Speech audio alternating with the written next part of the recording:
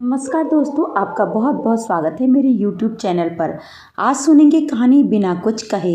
दिसंबर की वह शायद सबसे सर्द रात थी, लेकिन कुछ था जो मुझे अंदर तक जला रहा था। उस तपस के आगे यह सर्द मौसम भी जीत नहीं पा रहा था। मैं इतना गुस्सा आज से पहले स्नेहा पर कभी नहीं हुआ था, लेकिन उसके ये शब्द, पुनीत हमारे रास्ते अलग अलग हैं, जो कभी एक नहीं हो सकते, अभी भी मेरे कानों में गूंज रहे थे। इन शब्दों की ध्वनि अब भी मेरे कानों में बार बार गूंज रही थी, जो मुझे अंदर तक झंझोड़ रही थी।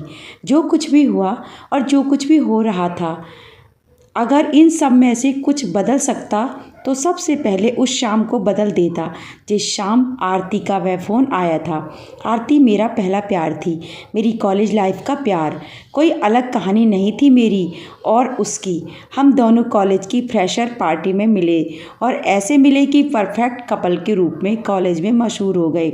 मैं आरती को बहुत प्यार करता था। हमारे प्यार को पूरे 5 साल हो चुके थे, लेकिन अब कुछ ऐसा था जो मुझे आरती से दूर कर रहा था। मेरी और आरती की नौकरी लग चुकी थी, लेकिन अलग अलग जगह। हम दोनों जल्दी ही शादी करने के लिए भी तैयार हो चुके थे। आरती के पापा के दोस्त का बेटा विहान भी आरती की कंपनी में ही काम करता था। वह हाल ही में कनाडा से आया था। मैं उसे बिल्कुल पसंद नहीं करता था और उसकी नज़रें भी साफ बताती थीं कि कुछ ऐसी ही सोच उसकी भी मेरे प्रति है।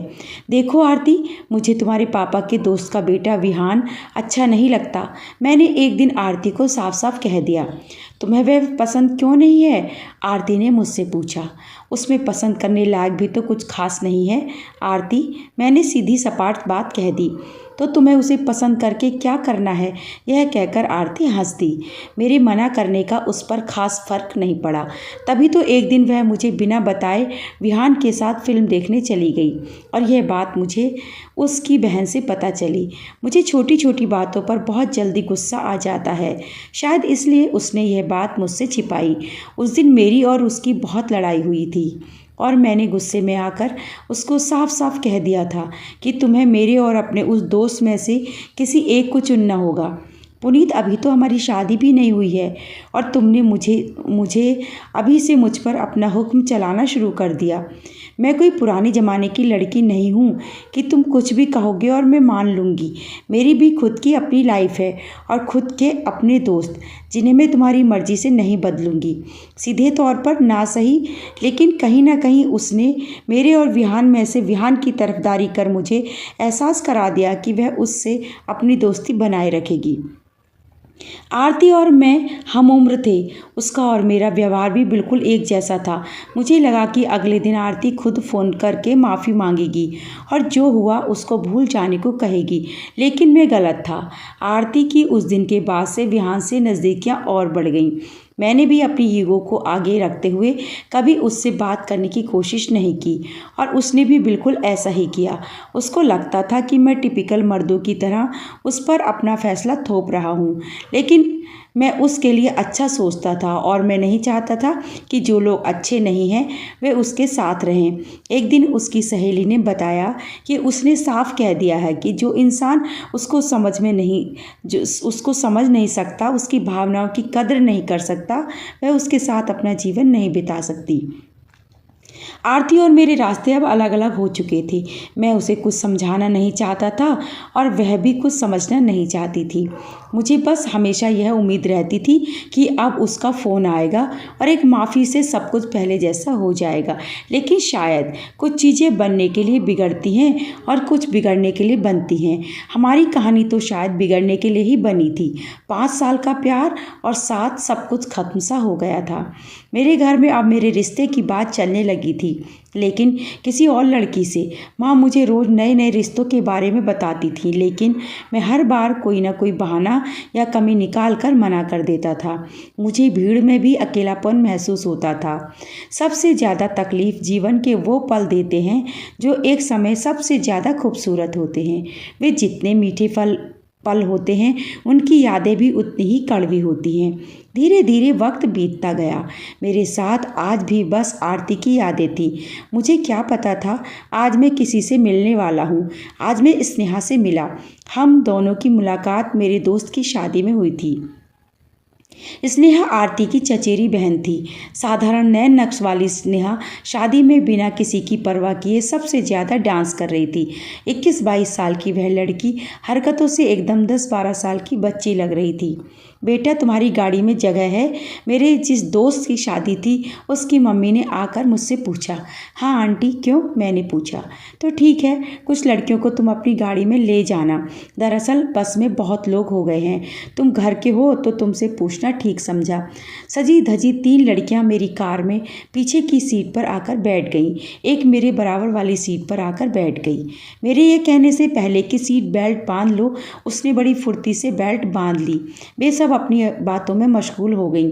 मुझे ऐसा एहसास हो रहा था जैसे मैं इस कार का ड्राइवर हूँ जिससे बात करने में किसी को कोई दिलचस्पी नहीं है।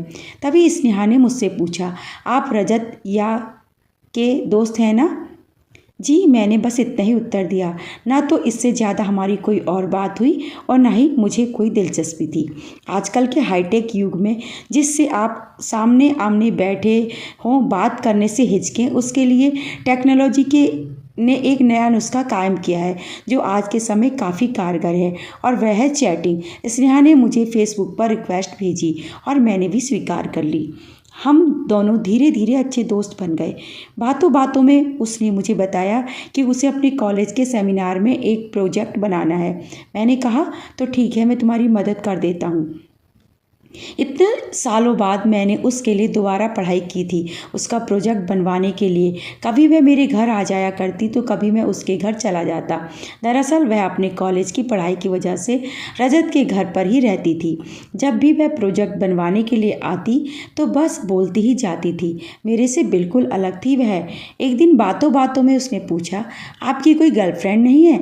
मैं उसको ना कहकर बात वहीं पर ख़त्म भी कर सकता था, लेकिन मैंने उसको अपने और आरती के बारे में सब कुछ सच सच बता दिया।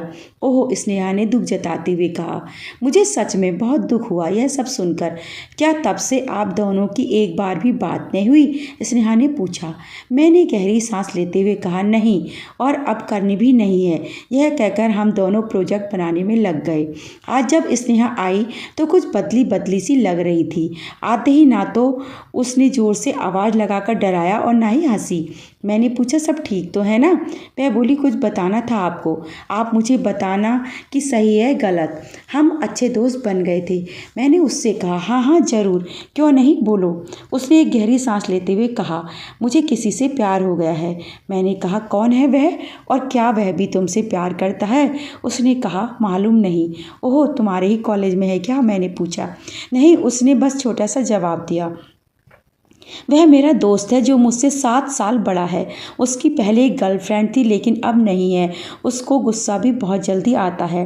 वह मेरे बारे में क्या सोचता है पता नहीं, लेकिन जब वह मेरी मदद करता है तो मुझे बहुत अच्छा लगता है।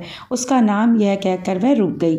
उसका नाम? स्नेहा ने मेरी आंखों में देखते हुए कहा। बहुत मज़ा आ रहा है ना आपको, सब कुछ जानते हुए भी पूछ रहे हो। और वैसे भी इतने बेवकूफ़ आप हो नहीं जितने बनने की कोशिश कर रहे हो। मैं बहुत तेज़ हंसने लगा। उसने कहा, अब क्या फिल्मों की तरह प्रपोज करना पड़ेगा?